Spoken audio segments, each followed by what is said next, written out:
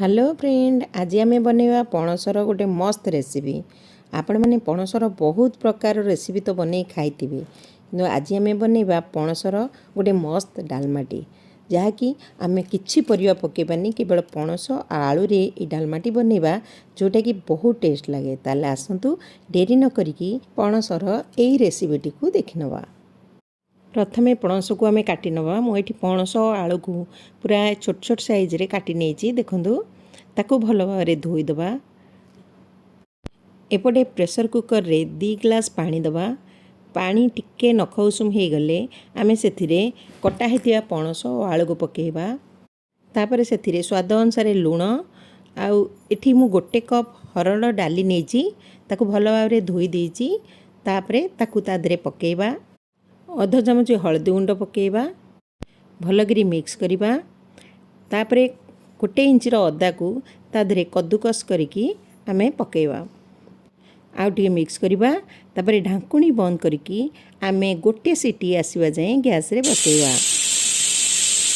Gas को बेसी high करिवेनी, gas को मीडियम टू लो फ्लेम रे रखिबे। देखंतु हम प्रेशर ठंडा हो गलानी। ताकू खोलिकी देखिबा हम डालमाटी केमती हेची। देखंतु आम डाली पूरा फाड़ा फाड़ा होगी अच्छी आ पणस किंतु पूरा सीझी जाइछि। तेबे चलंतु एबे डालमा रे आमे तड़का लगेबा। एपटे कड़ाई गरम हो गलानी। एबे सेथिरे डालडा घिओ 1 चामच पकेबा।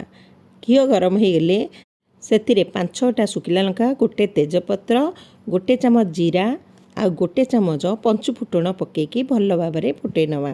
देखंतु हमर फुटण फुटीगला। एबे से फुटण को आमे डालमा रे ढाली नवा। तापर भल भाव मिक्स करिबा। देखंतु डालमाटा हमर टिके मोटा अछि। आमे तापर सेथिरे आउ अध ग्लास पानी दबा। भल भाव मिक्स करिबा। तापर सेथिरे कटा हेतिबा किछि धनिया पत्र पकेबा। अध चामच गरम मसला पाउडर पकेबा। तापर जीरा लंका गुंड एठी 1 चामच पकेबा।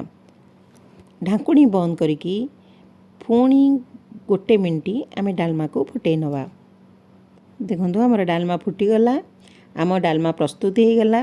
एथर गरम गरम भात रुटी संगे सर्व करिबा। जदि मो रेसिपी आपण मानको पसंद लागे ताहले please please like and subscribe करने को जमा भी भूलिए नहीं। यही रेसिपी को घरे निश्चय थरे ट्राई करंतु, देखिबे बहुत टेस्ट लागिवो आउ समस्तिंकी मध्य पसंद आसीवो। जय जगन्नाथ।